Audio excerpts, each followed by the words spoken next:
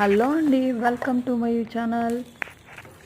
So dosa ఈరోజు స్పెషల్గా Rayalaseema special అండి, మసాలా దోశ.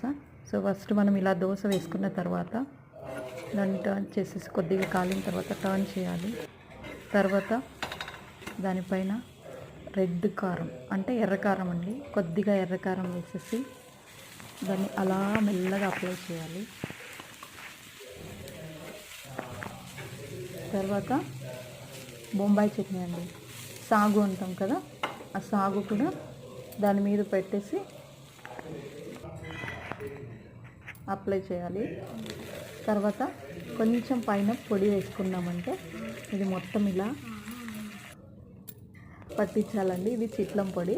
ఈ చిట్లం పొడిని ఇలా చల్లుకొని తిన్నామంటే, ఇలా పొడి చల్లేసుకొని దోశను ఇలా ఫోల్డ్ చేసామంటే మనకు యమ్మీ అయిన రాయలసీమ స్పెషల్ కారం దోశ రెడీ.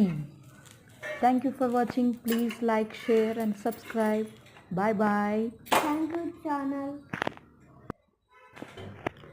మనకు రాయలసీమలో అయితే బాగా కారం దోశ దొరుకుతుందండి, ఇక్కడ బెంగళూరులో దొరకదు. అందుకే నేను చేసి మీకు చూపిస్తున్నాను. Thank you.